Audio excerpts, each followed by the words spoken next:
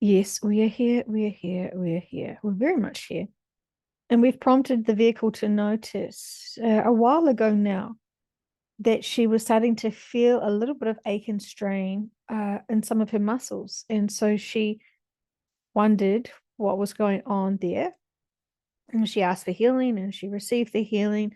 And the next moment, or the next day, shall we say, when she woke up, she noticed she was carrying more tension than normal to support those achy muscles. And she reminded herself once again that the level of relaxation that one can carry around the body is all your choices. And some of this is unconscious choices. And so, did you have what the vehicle could say? Did you have a prior boo boo? You may have kicked your toe or stubbed your knees, scraped your knees, she's saying, not stubbed. But you can do many things to the body that can cause a pain. And then you carry the weight of that pain, you nurture it, you nurse that pain, that wounded site physically as you're trying to let it heal. And so you move your whole body around. You even recenter your balance, your equilibrium, your center point of reference as you are being tender and kind and gentle to your boo boo. And so, when you have done such things, the healing can happen, and that is fantastic, and it will come and very capable of doing what it once did. However, you've got into this routine of being sensitive and mindful of the ache and pain that there once was. And so she's saying this is not what's happened to her. And we're saying we'll get to you in a moment. And in reality, this is like what you're doing to your inner work when you heal from your deeper wounded emotions. You can still be sensitive to this and not noticed how advanced your perspectives have become. And so we invite you all to check out all of your emotional boo-boos, your injuries, your scars, to see how the healing is evolving and processing. If you ignore anything in terms of your inner work, it will not heal. There are moments where you have healed without over fussing, and you haven't noticed as well. So there is much to be said about how one can heal. Some of you are so tender to your weaknesses of what you perceive as your trigger points and your very vulnerable rawness of emotions. You are not motivated or tempted to explore and push and prod this hurt, these injuries of emotions from past, because you have just assumed that they are still healing.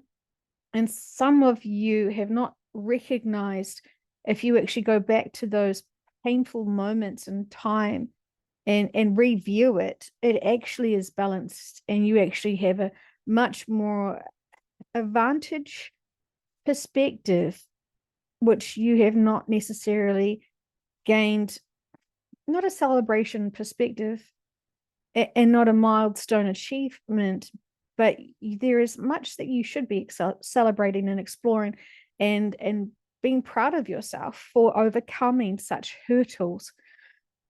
And we say that some of those hurdles are not hurting you at all.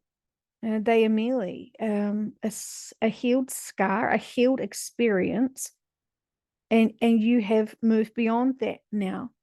And so we say physically and emotionally, what is not hurting you anymore, which you're still tender to, and moving your whole bodies and even your whole mindsets around to avoid uh, uh, touching the soft sore spots emotionally and physically. The hard thing with emotional pain and injuries is that you can't see them. And this isn't like internal injuries as well. It is much more satisfying to see a big cut slowly but surely heal. And you can see the growth, and you can see the new tolerance of the skin as it is healing and it is fading and it is sealing up. And then there is many layers of this journey of healing itself. And that is great because you can see it visually. But internal injuries and emotional injuries have to be re-explored again in every which way just to see how they're going. It's sort of challenging. Referencing, there is something that the vehicle cooks where you mustn't open the oven to pry in. And you're saying it's a pavlova, thank you. And you just don't open up the oven door because you can let the heat out and it can flop. And we're saying it is great because you have the window for the oven, but in like internal injuries and emotional injuries, you don't have such a convenient spy hole to look and see how it's going. So, of course, emotional injuries need to have your emotional exploration again to see how they feel. It can be very strange for someone to go back to a big hurt, a big experience. Maybe it's an end of a relationship or an exit point of a beloved. And when you emotionally go back to those, it's strange because you notice that there is this stillness, this balance, this peace within the situation that once would instantly bring you to tears for sadness, not tears of love and joy for that soul and those experiences. And so what do you do when you notice you've healed from that? That is, again, another process for the journey. Some of you not too sure who you are without these big hurts, without this big block to nurture and to focus on and fixate on. And so there's much to be said here about that. The purpose of what we wanted, the clarification and the belovedly reminding you. We are belovedly reminding you. The vehicle is saying that's a made-up word. So we will say, we are reminding you, our beloveds, with much love. Notice when you settle in at nighttime before you go to sleep, you put your body into a position where you feel that's comfortable and relaxed. And we are saying, do another check on this.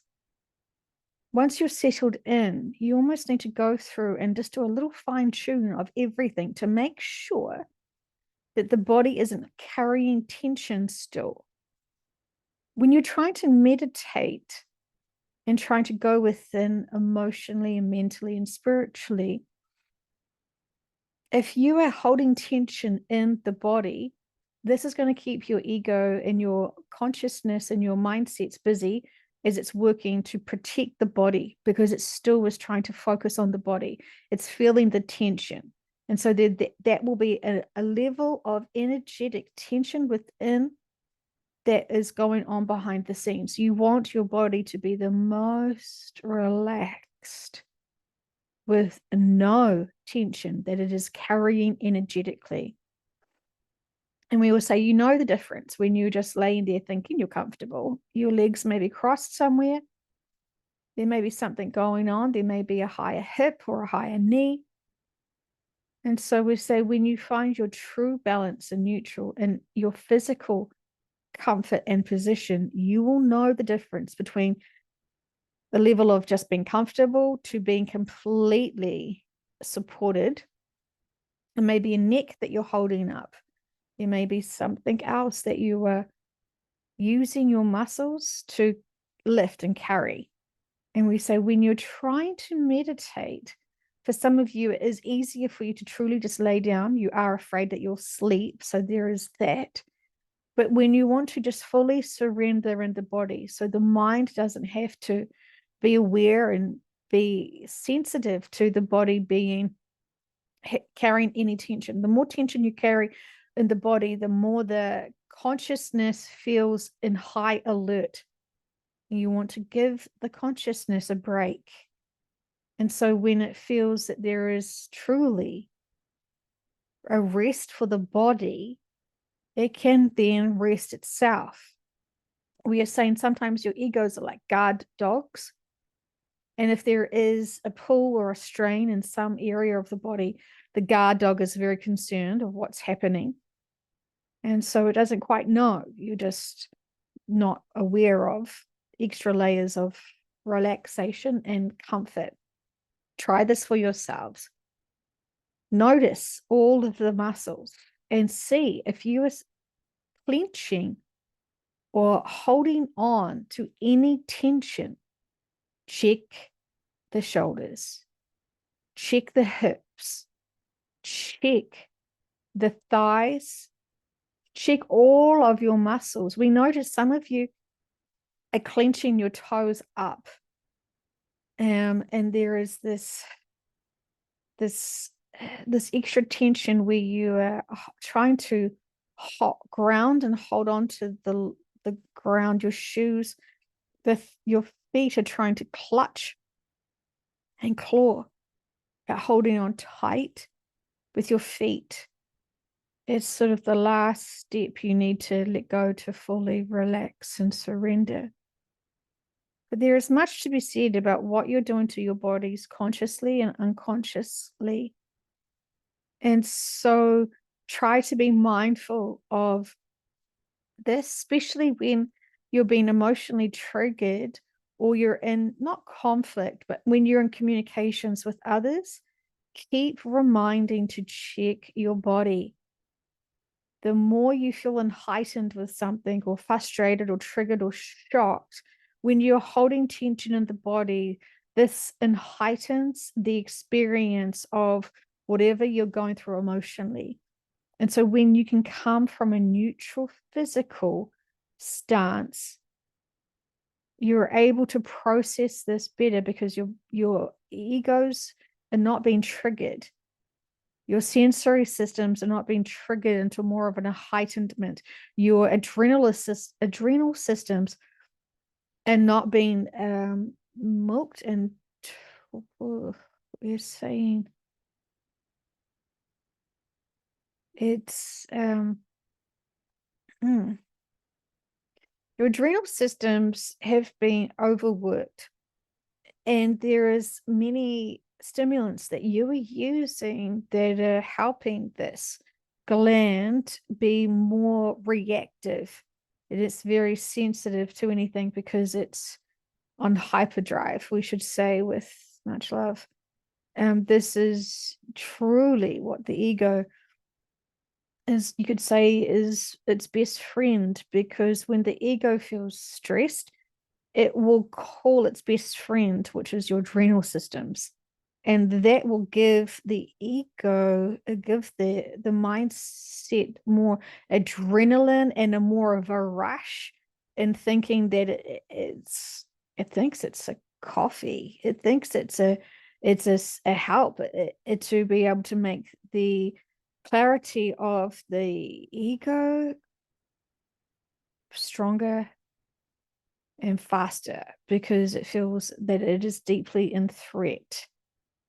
And this could be just simply watching TV and watching a conflict or a war or an argument or something that triggers the belief systems or something. So when the mind is feeling stressed, it will ask the body to compensate, which will then release the endorphins from the adrenals. There is much to be said about how the body will all work with itself when it triggers itself. You know what it feels like to have an emotional trigger, but are you aware of the physical triggers that occur when you are in your heightened emotional state? It is all connected.